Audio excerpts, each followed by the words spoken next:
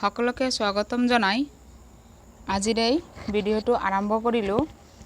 আজিৰ এই ভিডিঅ'টোৰ বিষয়বস্তু হৈছে ৱৰ্ল্ড পপুলেশ্যন ডে অৰ্থাৎ বিশ্ব জনসংখ্যা দিৱসৰ বিষয়ে সৰু এখন ৰচনা বা বিশ্ব জনসংখ্যা দিৱসৰ বিষয়ে আমি কিছু কথা আজি জানিম। এই দিৱস কিয় পালন কৰা হয়, বিশ্ব জনসংখ্যা দিৱসৰ ইতিহাস ইত্যাদি আমি এই আৰু কিমান তাৰিখত বিশ্ব জনসংখ্যা দিৱস পালন কৰা হয় এই ভিডিঅ'টোৰ যোগেদি আলোচনা কৰিম আপোনালোক সকলৰ মাজত। ঠিক আছে, তেন্তে পলম নকৰাকৈ ভিডিঅ'টো আৰম্ভ কৰোঁ আৰু সৰু এটা ৰিকুৱেষ্ট কৰিছোঁ, যদি ভিডিঅ'টো চাই আপোনালোকে অলপ উপকৃত হয় তেন্তে এটা লাইক কৰি দিব আৰু যদি এতিয়ালৈকে মোৰ চেনেলটো ছাবস্ক্ৰাইব কৰা নাই তেন্তে চেনেলটো ছাবস্ক্ৰাইব কৰি অল বেল আইকনত ক্লিক কৰি দিব, লগতে ভিডিঅ'টো শ্বেয়াৰ কৰিব যিমান পাৰে।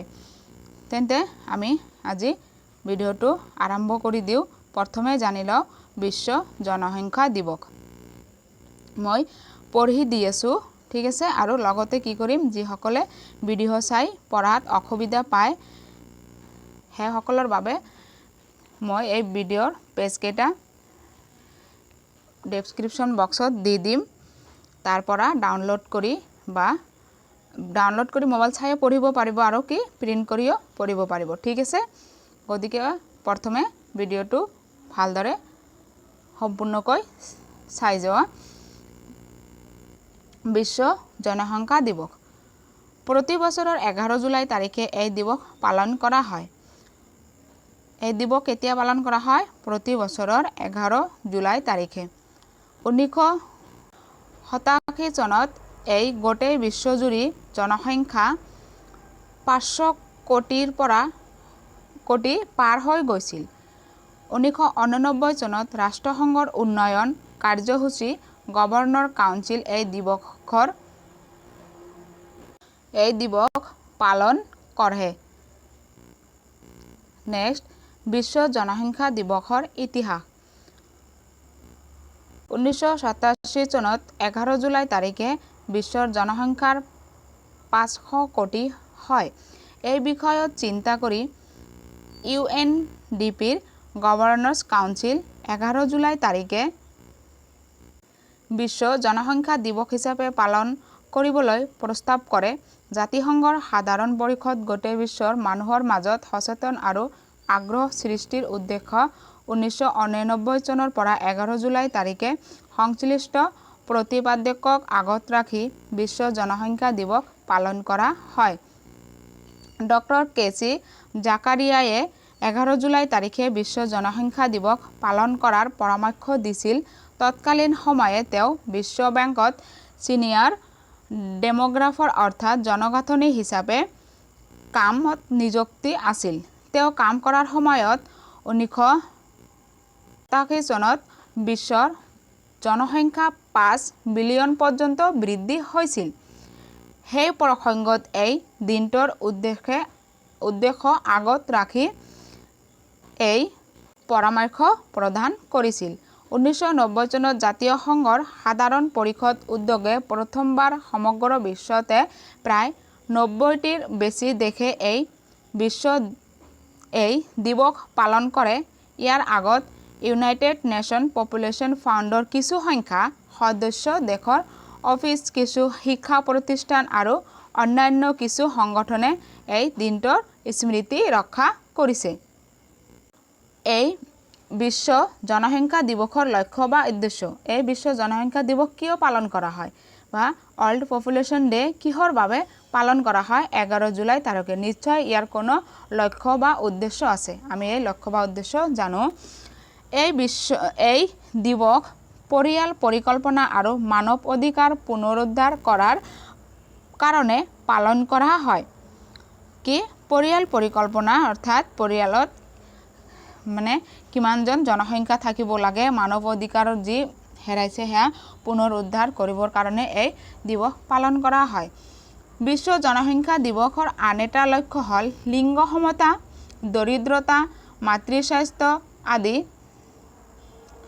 বিভিন্ন জনসাধাৰণৰ সজাগতা বৃদ্ধি কৰা।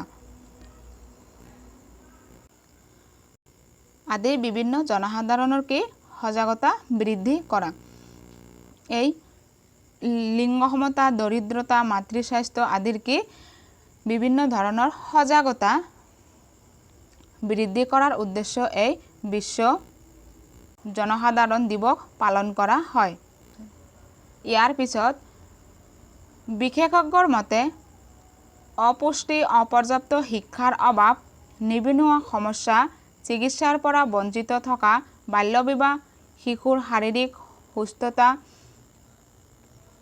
ৰক্ষা ইত্যাদি বিষয়ৰ মূল কাৰণেই হৈছে অতিৰিক্ত জনসংখ্যা। কি হৈছে আমাৰ এই যি সমস্যাবোৰ দেখা দিছে, নিবনুৱা সমস্যা, চিকিৎসাৰ পৰা কি কিছুমান মানুহে বঞ্চিত থাকে, কি আৰু বাল্যবিবাহ হয়, কিহৰ কাৰণে এই কাৰণবোৰৰ কাৰণেই কি হৈছে আমাৰ জনসংখ্যা বহুত বৃদ্ধি পাইছে। সময়ত বাল্যবিবাহ যদি বন্ধ কৰা নহয় তেন্তে জনসংখ্যা কি হ'ব বৃদ্ধি হ'বই। আৰু কি দিনে দিনে জনসংখ্যা কম কৰা উচিত। দিনে দিনে কি আমাৰ এই জনসংখ্যা কম কৰা উচিত। কেনেকুৱাকৈ কম কৰিব লাগে সেই পন্থা, সেই উপায় আমাৰ হাতত ল'ব লাগে। তেতিয়াহে আমাৰ কি হ'ব গোটেই বিশ্বজুৰি শান্তি অৰ্থাৎ কি জনসংখ্যা কমিব আৰু সকলোবোৰ সুবিধা পোৱা যাব। এই উদ্দেশ্যে বিশ্ব জনসংখ্যা দিৱসত উপৰোক্ত বিষয়বোৰত গুৰুত্ব দিয়া হয়। আৰু এই দিৱসত কি কেৱল যে এটা বাৰ্ষিক অনুষ্ঠান হিচাপে পালন কৰা হয় 11 জুলাই তাৰিখে বিশ্ব জনসংখ্যা দিৱস তেনেকুৱা নহয়। কি হয় এই দিৱসত মানুহক বিভিন্ন ধৰণৰ সজাগতা কৰা হয়, পৰিয়ালৰ পৰিকল্পনাৰ ক্ষেত্ৰত, শাৰীৰিক সুস্থতাৰ ক্ষেত্ৰত, আৰু কি যাতে অতিৰিক্ত জনসংখ্যা নাবাঢ়ে বিভিন্ন কি কৰা হয় সজাগতা কৰি দিয়া হয়। অনুষ্ঠান পাতি সেই অনুষ্ঠানত সামৰণিখন তৈয়াৰ কৰা হৈছে। প্ৰতিটো দেশৰ প্ৰতিগৰাকী ব্যক্তিৰ এই বিষয়ত চিন্তা কৰাৰ প্ৰয়োজন, কিয়নো জনসংখ্যা হ্ৰাস পালেহে দেশ এখনৰ লগত গোটেই বিশ্ব পৰিৱেশ পৰিস্থিতি, অৰ্থনৈতিক আদি সকলো দিশতে সুস্থ আৰু সবল হ'ব। নিশ্চয় হ'ব যদি প্ৰতিটো দেশত জনসংখ্যাৰ হাৰ কমি যায় তেন্তে কি হ'ব নিশ্চয় এই